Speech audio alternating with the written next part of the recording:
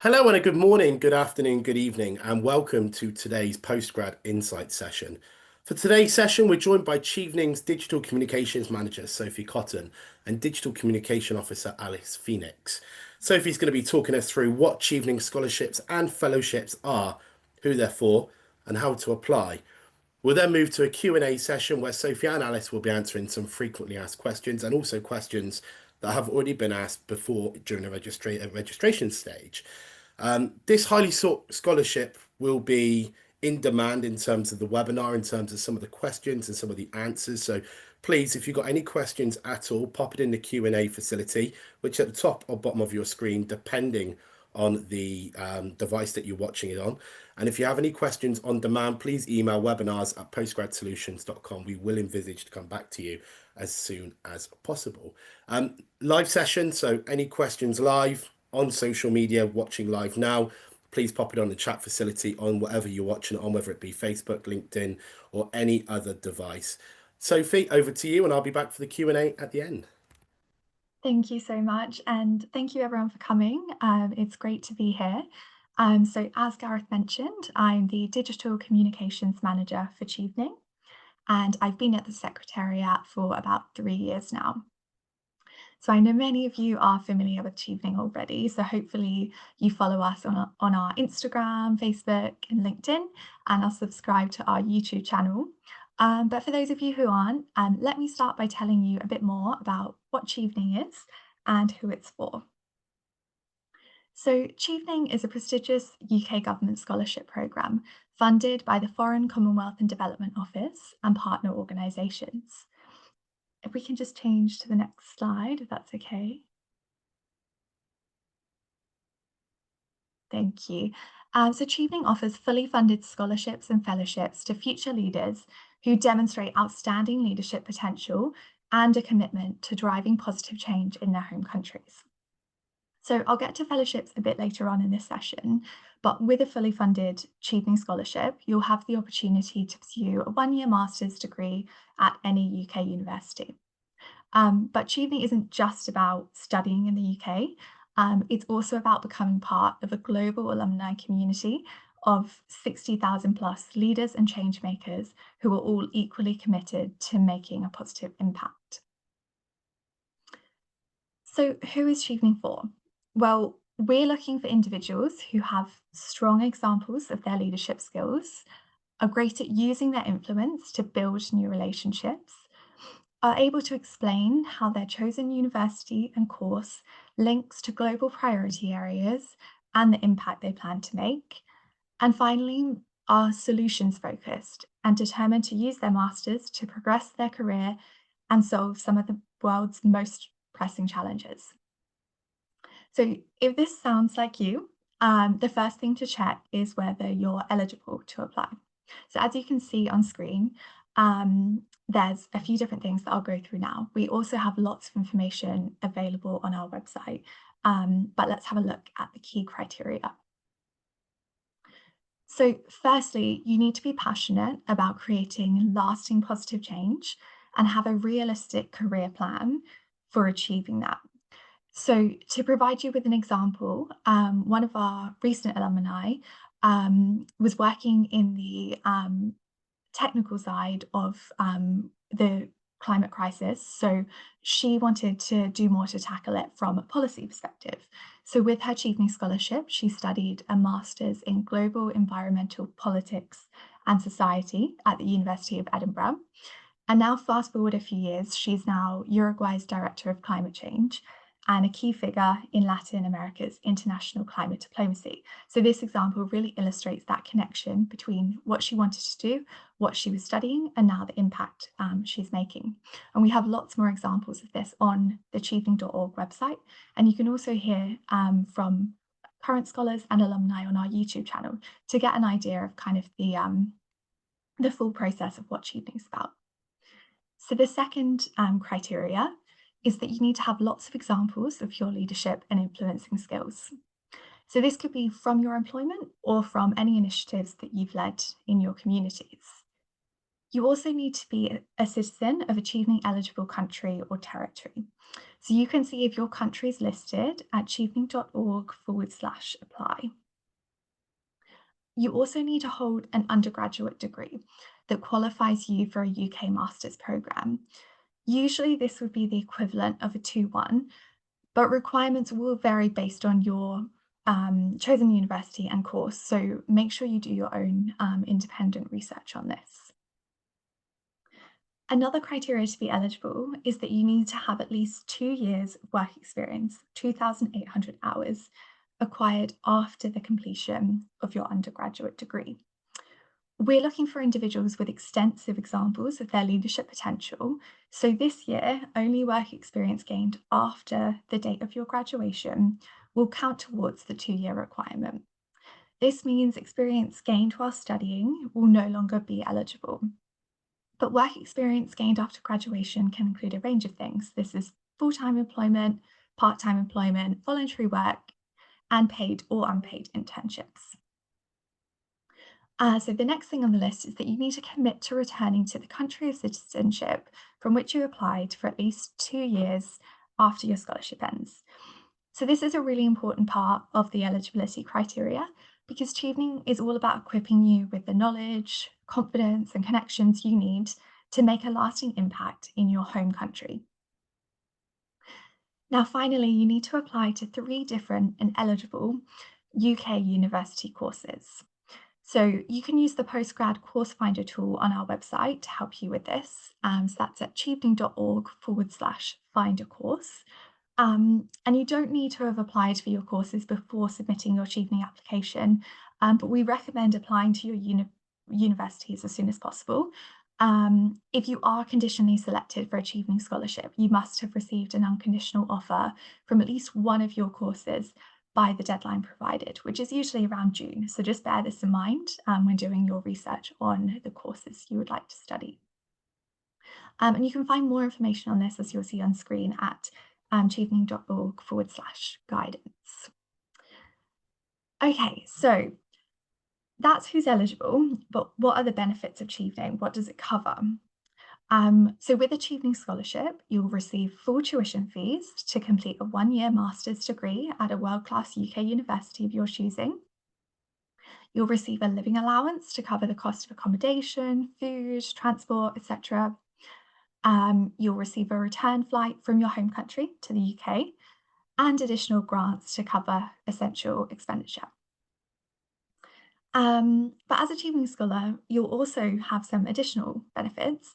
So you'll get to attend exclusive events, volunteering and networking opportunities, including a celebratory orientation that you can see on screen and farewell. So these are at the start and end of your programme, and you'll get to meet the whole cohort of scholars there. You'll also become part of a global alumni community like no other. So to date, that includes 21 current or former heads of state and countless other influential people. And finally, you'll gain access to the Chevening Alumni Programme Fund.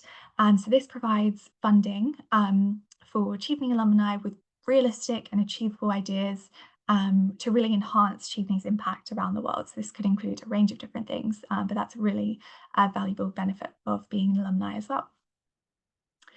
Okay, so if you're interested in applying for Chevening, scholarship applications for the 2026-27 academic year will open at 12 UTC tomorrow and close at 12 UTC on Tuesday, the 7th of October, and tomorrow being the 5th of August. So we have lots of information available on our website to guide you through the application process. But here are some of the key steps. So firstly, you'll need to navigate to your country page at chevening.org/apply. You'll then follow the link to our online application system, which will be available after 12 UTC tomorrow. You'll complete the online registration form. You'll need to pass the eligibility checker. So what we went through before, it just makes sure that you are definitely eligible to apply for this programme. Once you've passed that checker, you'll then receive an access code. You'll need this each time you log into the online application system, so please do make sure you take a note of that code. Then you'll need to fill in the application form, and a part of this includes responding to 4 essay questions. So if you've applied for Chevening before, when you log on to the application system, you'll notice that this year's essay questions are slightly different to previous years. This year, they include a stronger focus on how your course and university choices connect to global priority areas, such as promoting growth and prosperity, building resilience in a climate vulnerable world, strengthening security and stability in a volatile world, and supporting development for more inclusive and effective societies. So we really want to understand how studying in the UK with Chevening will help you make a positive impact in these areas. You'll notice that we've also made use of sub-questions and reduced the word limit from 500 to 300 words. So this is to encourage you to share personal examples of your experience with greater clarity and focus. If you find that you're kind of struggling to back up your answers with strong examples, it may be that it's not your year yet, and that's okay. Chevening is extremely competitive, so we strongly encourage you to continue building your experience and apply when you feel more prepared. Of course, there's no upper age limit to Chevening, so that's something to bear in mind as well. Okay, so once you've copied and pasted your essay responses into the online application system and completed all other areas of the form, you'll then be ready to hit submit. So then the waiting begins, but behind the scenes, there's lots happening. So independent reading committees will assess all eligible applications. British embassies and high commissions around the world will then produce a shortlist to invite to interview. If you make it to the interview stage, you'll have the opportunity to share more information about your career plans, motivations, etc.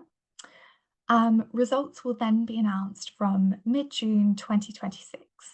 And providing you've met all the conditions and have secured an unconditional offer from at least one of your 3 courses, you'll then be ready to start your studies in the UK from September 2026. So as you can see from this, it takes a minimum of 8 months from submitting your application to finding out you've been chosen for Chevening. So make sure you think carefully about whether you have the right skills and experience before applying. Each year we receive thousands of applications from all over the world.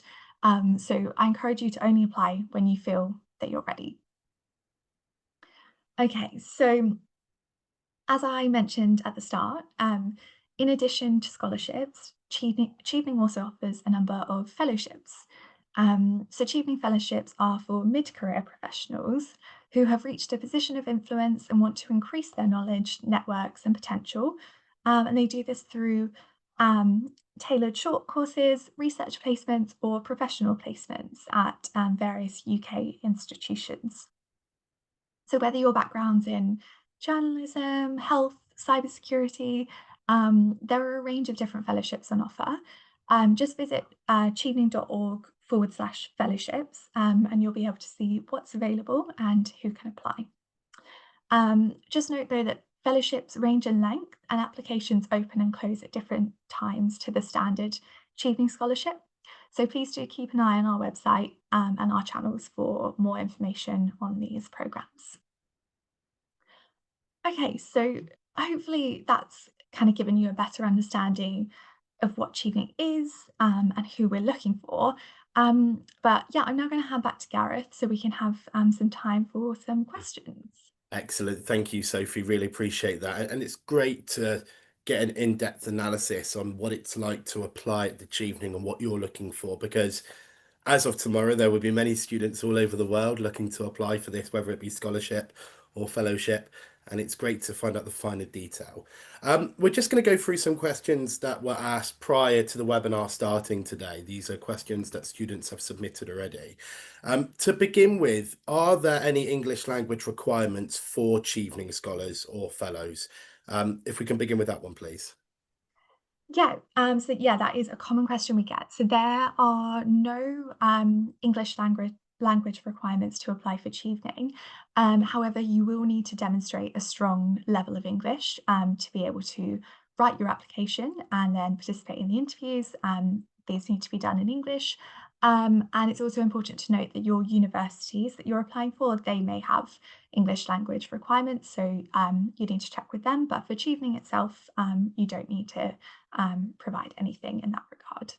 And there'll be many students applying that will think, right, what do I need to put on my application? What would you say makes a potential Chevening scholar stand out when they're applying? Yeah, it's a good question. So there's no two Chevening scholars are the same. That's what's great about this program. You can study so many different things. Cheveners come from all over the world. They have different backgrounds. They have different ideas. Um, but there are definitely some qualities that successful applicants have. They are passionate. They genuinely believe in the change they want to make. They have a realistic idea of how they're going to get there. So it's not just in 20 years I want to be here. It's about how are you actually going to get there. How is your masters going to like elevate your knowledge? How are your achieving connections that you make during your time in the UK going to introduce you to new partnerships that you can then use to achieve your goals? But yeah, we really want kind of authentic answers. So I've mentioned a lot about making sure that you have examples to back things up. So we don't want kind of vague, sweeping statements.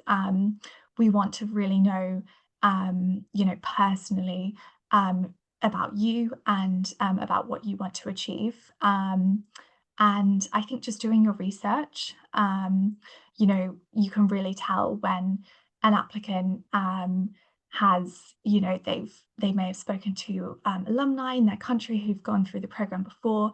They've looked at our website, they've looked at our videos. They really understand what Chevening is and what it can do. And yeah, I think there's lots of great guidance out there on our website. So just make sure you go through that. And yeah, believe in yourself, because as I say, we want to know about you. So I think that's what makes someone stand out. Yeah, so that's a really interesting point you make there. I think a lot of people hear the Chevening Scholarship and just presume that it needs to be, factual and educational about what qualifications you've got and what experience you've got, which of course is key. Mm. But so much of it comes down to who you are and what you're buying into, isn't it? Yeah, definitely, definitely. Yeah, and as I've said, Chevening is extremely competitive. Most people who are applying have, amazing, they've achieved a lot. But we really want to, dig a bit deeper and yeah, find out exactly how it's going to help you to make an impact, and really linking it back to, priority Yeah. areas. Yeah. What are some of the common errors to avoid for international students? Because obviously there will be students that have perhaps never applied for a scholarship before or never done anything like this. So what would you say from an expert's point of view would be to just totally avoid? Yeah, so I think I kind of touched on that a bit in the previous question. I think the main thing to avoid is being too vague and just kind of thinking what we want to hear, just kind of putting in sweeping statements that sound impressive. We want to know about you, so I think that's number one. I would also say a mistake to avoid is leaving it to the last minute, because it's obviously tempting, to put it off. Our application's open for 2 months, so that is a fair amount of time. But Chevening isn't something you can just throw Yeah. together at the last minute. There's a lot of kind of thought that goes into it. You need to be researching your courses. You need to um, have a really good idea of where you want to study, what you want to study, and then link that to the impact you're trying to make. So it's not something you can just come up with overnight and write some essay responses. So I would say give yourself plenty of time, and yeah, let kind of sit with it for a bit, come back to it, and fresh eyes. I would Yeah, and that's why we recommend as well copying and pasting your answers into the online application system. So you're not kind of sat there trying to write them all in one go. It's something that really you should, take your time with. Um, and I think a common one is obviously to make sure you proofread your work. It's a real shame when you see kind of strong candidates, they've written some great answers, but the attention to detail just isn't there. So, you don't want to put off your assessor, if they notice some small mistakes. So just really make sure you proofread and you're really happy with it. So yeah, I think they would be my top tips. But of course, as you mentioned, for a lot of people, this is really new to them. They may not have applied for something like this before. But we have lots of helpful information, as I've mentioned. So go through that and yeah, just best of luck with it, really. We're going to stick to the pre-application questions that have come in. So one of them is, what if I can't find my course on the course list? That will obviously happen quite a lot. But what Mm. happens in that scenario with the student? Yeah, so I would say, first of all, make sure that your courses are definitely eligible for Chevening.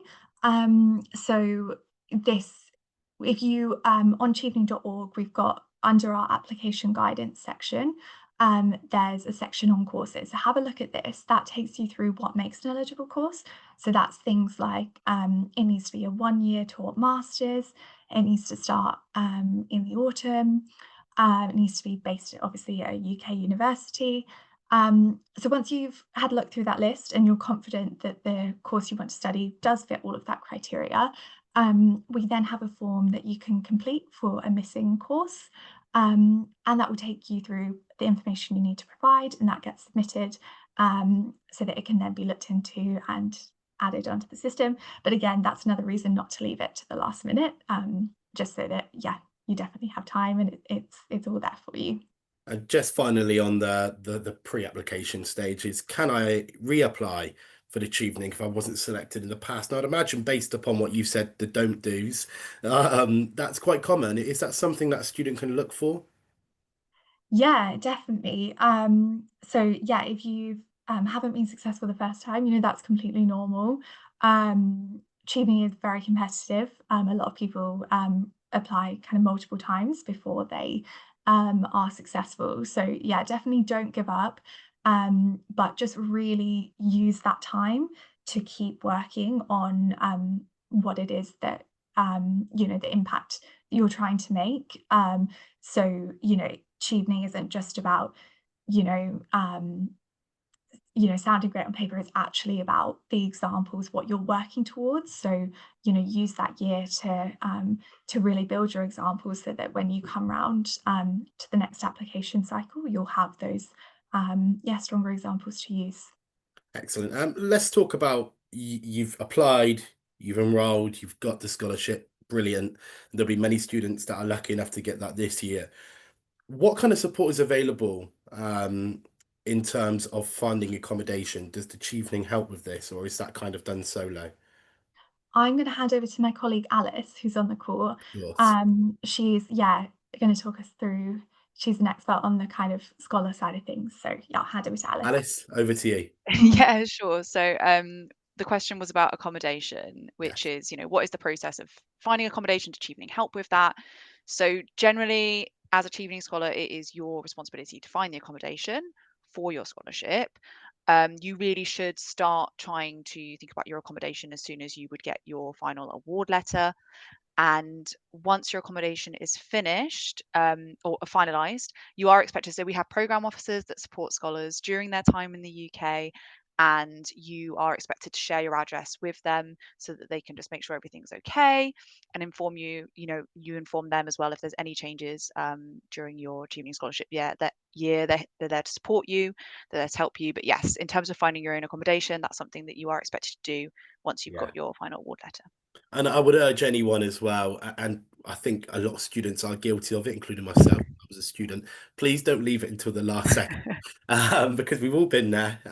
It's very stressful if you do that. And also as well, postgrad.com have got an accommodation zone, which have got various different providers listed on there. So no matter where you're studying in the UK, whether it be in Scotland, in London, southwest of England, in Wales, there are so many different options. So please head over to the accommodation zone and you can find out more information there. Alice and Sophie, I don't know who this would be relevant to, so kind of pick up who you see fit. How intense is the academic workload as a Chevening scholar, and how does it impact your work social life balance? Yeah, so I think it really, universities are all very different, courses are very different, and I think that's why it's really important when you're choosing your course, you make sure that course is right for you, it's hitting all the key areas that you want to learn. But it's rigorous in the UK, get ready to study, but it's different. Every course is going to be different, and the most important thing that, I've worked with a lot of scholars, hearing about their experiences. We've got tons of blogs on the website that scholars have written about their experience all across the UK at different universities, sharing, kind of also adjusting to different types of universities. Education systems can be different around the world, but for them it's really reiterating, making sure that you create strong plans for yourself, you have good time management. And we have events all throughout the year, and I could talk about that in a bit more detail if needed. But yeah, I mean, there's normally lots of people have lectures, seminars, there's group work, independent research. It really does depend on the course, but we always say just make sure you've looked through the course, you have a good understanding of what that course entails, and just make sure that you're organized. There's lots of support Yeah. for you during your scholarship, and universities are also always there to help you. That was going to be my next question, because one of the questions asked by a student was, what kind of support is available if I suffer personal or maybe academic issues throughout? Because it can be full on, like you mentioned, and it can be stressful. I'm Mm. sure there will be somebody from Chevening or the uni, whatever happens, to help no matter what. Yeah, and universities always have lots of resources available for scholars during their time in the UK. There's often, international student offices, counselling service, academic assistance. Chevening itself also has a scholar support team, that scholars can always contact if they've got any issues or they need guidance on certain things. So there is a big kind of support network available for scholars when they are studying here in the UK. Is there a community that the current students Yeah, yeah. So can kind of online virtual help? yeah, so in terms of, for example, throughout the year, we have, so as a Chevening Scholar, you get a monthly newsletter and that goes out to you by email. That includes lots of opportunities to meet up with fellow Chevening Scholars. We have lots of events in person, online.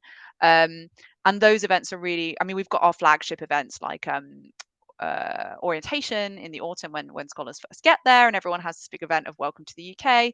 But we also have things like conference later on, which is normally kind of in the spring, which is where scholars can get the opportunity to present their research. So that's a bit more of an academic knowledge sharing. But throughout the year, we have lots of opportunities for scholars across the UK to come together, to meet up. And those events are organised by Chevening, and are kind of promoted in our newsletter, and scholars can kind of sign up and register an interest. Okay, one final question that was asked before the webinar, and we'll get onto some of the questions that are asked throughout this session, is can I travel outside of the UK whilst I'm studying, and is that an option? Yes, so you can study outside the UK for a maximum of 30 days during your scholarship, but you do need to get consent, from your program officer. As I said, they're there to support you during your time in the UK, and you should be notifying them if you are planning, on traveling outside the UK. For example, if you wanted to go on a weekend away, pop to France. We've seen a few scholars doing things like that. Totally fine, but you just have to make sure that you're always in communication with your program officer, and you give them at least 2 weeks advance before you make any travel arrangements.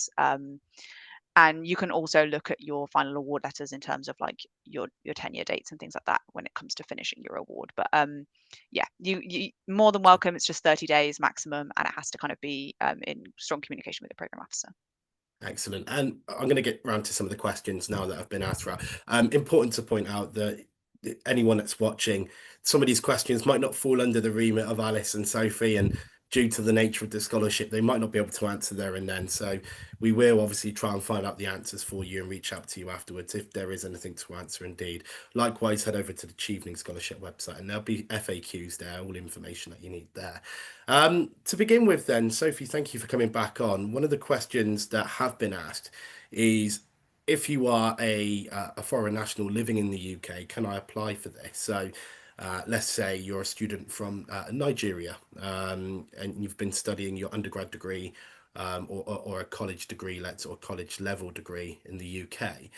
Can they apply for the Chevening Scholarship as a consequence of that, or do they need to be living in another country? Yeah, so there is kind of more information about this on our website. So I would encourage you to um, have a look on there and use our chatbot as kind of the first thing to check, because there are obviously, everyone has different situations. But if they are a resident in the UK, then they wouldn't be able to apply for Chevening. But again, with this kind of thing, just please make sure you check for yourself on the website, because there are obviously lots of different scenarios, and Alice and I are not equipped to provide definitive responses on this. But yeah, that would be the answer. And some guidance from a student. They've just said, I want to ask something. I got accepted on the Chevening Scholarship, but unfortunately I had to turn it down because none of the three top choice UK universities that I applied for gave me an offer. They're trying to understand what went wrong. Do you think it could be because my bachelor's degree is from an institute that's not very well known or internationally ranked? I'm just wondering what I can do to affect my chances next time. What advice would you give that student? Yeah, that's a really good question. Yeah, I think because, obviously we focus a lot on providing support to submit a strong achieving application. But yeah, with the universities, obviously that's kind of a separate thing that you need to apply for yourself. We do have some information on our website, but I would say make sure you similarly to what you would do for Chevening, you're obviously a very strong candidate, the fact that you've been chosen for Chevening. But with the universities, I would make sure you really do your research on them, and if making sure that you've met all of their requirements. If there are kind of additional documentation you need to submit, I think yeah, and just asking perhaps if there's achieving alumni in your country, people who've completed the program before. I think they'd be a really great kind of resource to reach out to, just to kind of get their advice. Obviously, every university is different, but perhaps there was something that you missed, or you could focus on more next time. So I'd say, yeah, really kind of reach out to your networks and just do your research. I'm also Sorry, just going go to say ahead, I've Alice. just popped in the chat a link for we've got a page on make sure to try and some guidance on choosing the right university and the right course for you. So do have a look at that link in the chat if that applies to you. Excellent. One of the key questions that come in quite a lot, and I'm not just talking about cheapening here, I'm talking about postgraduate level anyway. Can someone who graduated more than 10 years ago be eligible to apply for the Chevening Scholarship or Fellowship? Presumably, a lot of the students that, or potential students that do apply, will be at a stage in their life and their career where they're perhaps more mature and a bit more advanced in their studies, wherever it might be. What are your thoughts on that, Sophie? Students over 10 years ago, don't be put off by applying? Yeah, definitely don't be put off. As we mentioned, there's no upper age limit for cheapening. And we want people with a minimum of 2 years of work experience from after your graduation. And as I said, some people apply, multiple times before they're chosen. So yeah, definitely. I think, if you meet the other criteria, you've got that leadership potential, and you've got that strong idea of where you want your career to go and how you're going to make the impact, then definitely, yeah, I would encourage you to apply. And also, just to note, because obviously we have fellowships as well, if you feel that you kind of fit more into the mid-career professional, and you've kind of got slightly different objectives, you're more about kind of yeah, wanting to kind of get those networks from a kind of a short term, very specialized program, then perhaps a fellowship would be appropriate. But yeah, I think just have a look and see which one suits your situation. Superb. And a few more questions then. if a student is, and we've already touched upon the support that's available from Chevening and the university, if a student is seriously unhappy with the scholarship that they've been provided, not the scholarship, but the course or program that they're on, is there the opportunity and flexibility to change to a university depending on their circumstances? Is that option available to them? So do you mean kind of mid-program? Mid-program, yeah, because it might be that they're struggling, they're not happy with their circumstances. I'm guessing that's what the student's getting at anyway, Mm, but okay. I think it will all be down to their circumstances, won't it? Yeah. So I think in situations like that, we have, as Alice mentioned, we have a welfare team who will be able to kind of guide you through what the options are.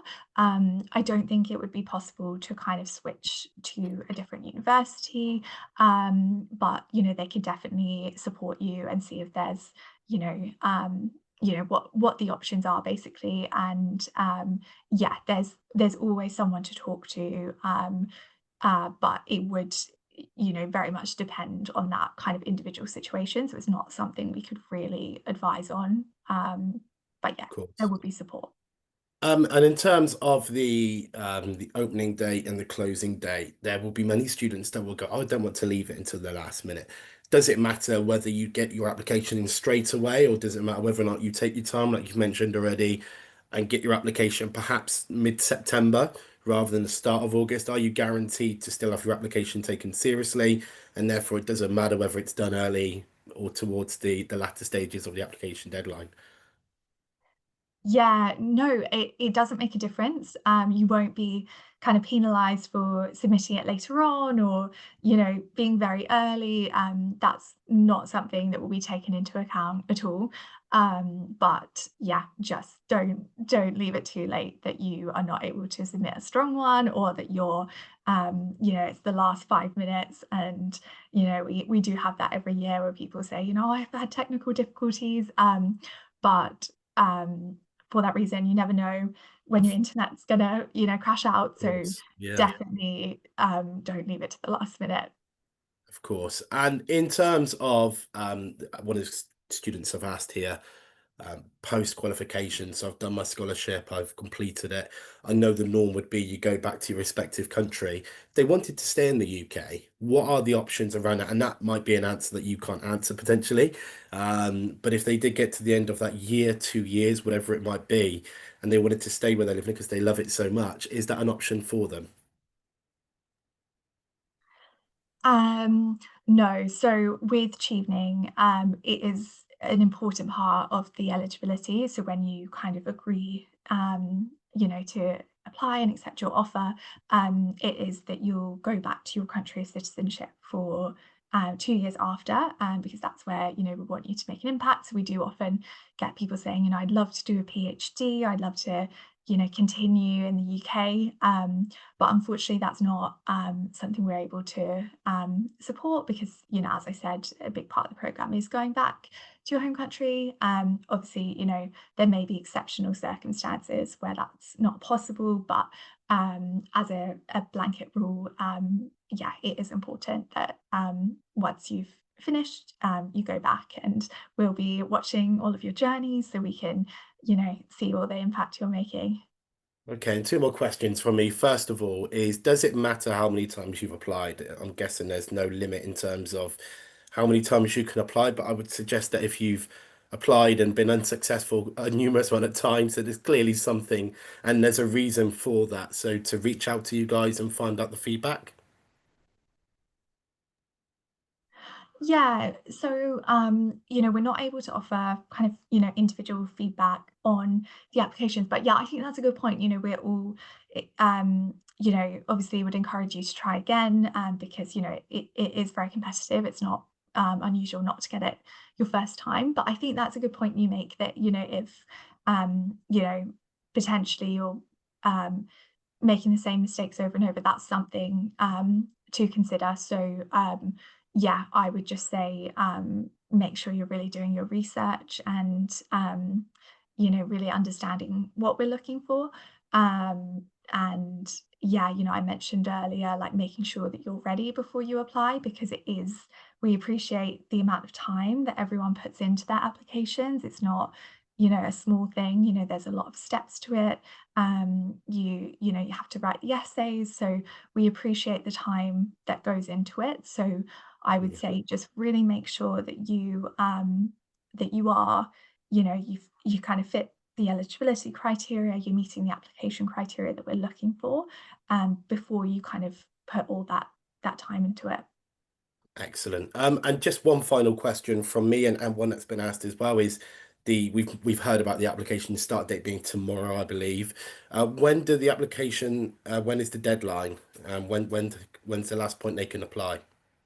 Yes, so the deadline is the 7th of October at 12 UTC.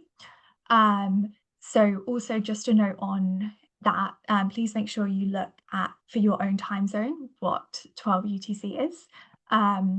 Because, obviously you don't need that stress on the kind of last day you thought it was 12 local time, but it's not. So in advance, please make sure you look what time that will be in your area.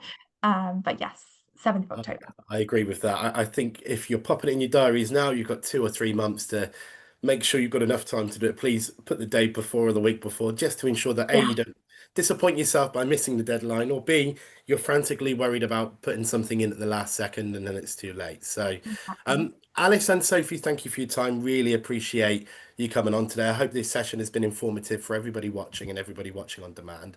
A reminder, some of the points that we've covered off is the application stage starts tomorrow and the closing date is in October. In terms of accommodation, if you do need accommodation, that's something that you need to find yourself as a Chevening Scholar and you are solely responsible for. There is help and guidance from the universities, but also postgrad.com has an accommodation zone which you can find out more information from one of our many providers, YouGo, Fresh, handled by postgrad students, to name a few. There have been a few questions that have come in already around personal issues, around their own applications, around their own personal circumstances because they're in said country or has got said circumstances around accessibility. If you do have any questions around that, please pop it in the FAQs or head over to the FAQs on the Chevening website or reach out to Sophie or Alice. They've all got your details and you will have your details. And if you have any questions, please reach out. But for now, Sophie, Alice, and everybody watching, thank you very much. We look forward to seeing you again, hopefully, this time next year. We wish everyone a successful opportunities applying. And if anyone has any questions, webinars at postgradsolutions.com is the one. And Sophie and Alice, thank you for your time. Take care. Bye bye. Thank you.